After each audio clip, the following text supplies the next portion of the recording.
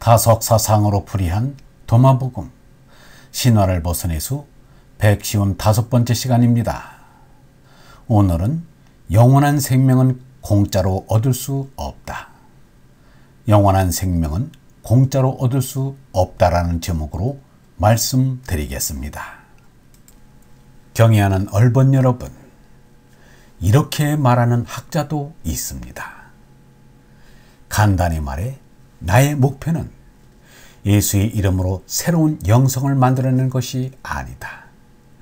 감춰진 성경으로부터 예수에 대한 관점을 직접 끄집어내도록 돕는 것이다. 그 보물은 오랜 세기 동안 종교의 파편에 덮여 있었다. 나는 예수의 말씀과 행적에 원래의 의도로 돌아가는 길을 우리와 함께 깨끗하게 닦기를 원한다. 분명 우리가 이 일을 행하는 최초의 사람들은 아니다. 하지만 슬프게도 기독교 믿음의 역사 속에서 이 일을 했던 사람들은 많지 않았다. 자신이 먼저 얼라의 눈을 뜨지 않고서는 예수의 얼라를 찾지 못하고 그것을 알아주지도 못합니다. 얼라는 어느 개인의 생명이 아니라 인류 공통의 생명입니다. 하나님의 생명이기 때문입니다. 우리는 복음서를 통하여 예수가 얼마나 하나님의 생명인 얼로 충만한 삶을 살았는지 알 수 있습니다. 예수는 얼라의 깨달음에 대해선 무지하면서 종교 행위를 일삼는 샤먼이 아닙니다. 샤먼은 제사를 집전하고 신유를 행하며 기륭을 예언합니다. 예수는 유대교의 사제들도 샤먼으로 보았기 때문에 단호히 아니라고 한 것입니다. 예수는 이들을 눈먼 소경에 비유하였습니다. 그대로 버려두어라. 그들은 눈먼 길잡이들이다. 소경이 소경을 인도하면 둘 다 구렁에 빠진다. 그런데도 신약 복음서 기자들은 예수를 초능력을 지닌 샤먼으로 기록하고 있습니다. 예수가 제사를 올렸다는 거짓말은 할 수 없으니 그에 대한 말만 없을 뿐입니다. 반면 도마복음에는 신유와 예언이 일체 없습니다. 도마복음은 예수의 신유와 예언 행위가 픽션임을 증명해 주었습니다. 톨스토이도 신유와 예언을 모두 빼고서 통합복음서를 완성했습니다.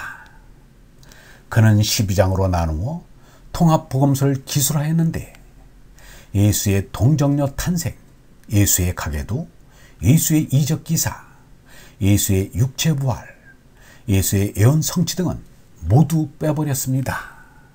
그러자 묘하게도 예수가 가르쳐준 주기도문의 순서와 일치하여 스스로도 깜짝 놀랐다는 것입니다.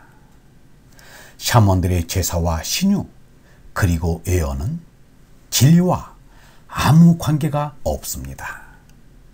프랑스의 종교사가인 르낭은 복음서 기자들이 사려 깊지 못하여 예수를 위대하게 그린다는 것이 더 못나게 그렸다고 하였습니다.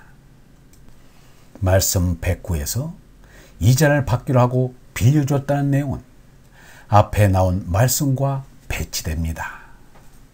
앞에서는 이자 놀이를 하지 말고 대갚지 못할 사람에게 주라고 했습니다. 조건 없는 보시를 하라고 했습니다.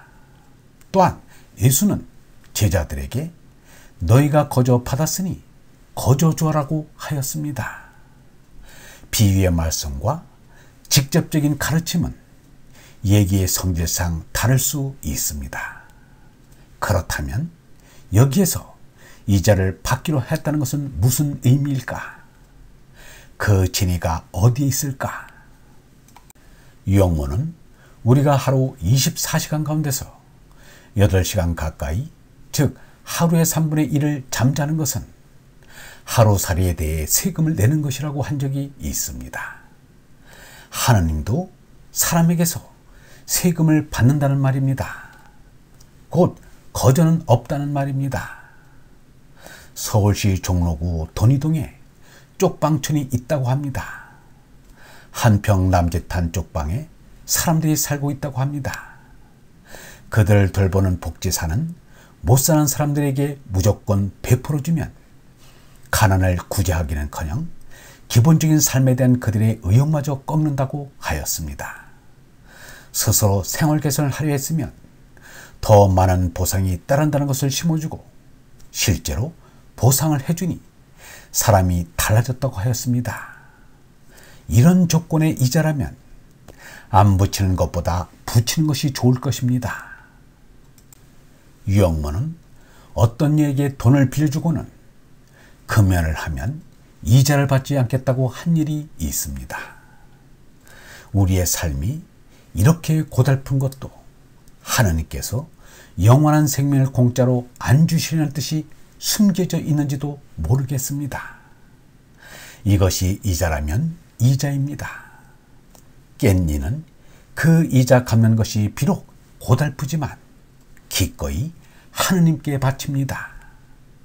왜냐하면 하느님의 해초리 사랑임을 알기 때문입니다. 이자를 잘 내시고 계신 얼번 여러분, 우리가 지금 내고 있는 이자가 하느님의 사랑임을 알고 기꺼이 바칩시다. 영성신학원 다석 아카데미의 하늘소리였습니다.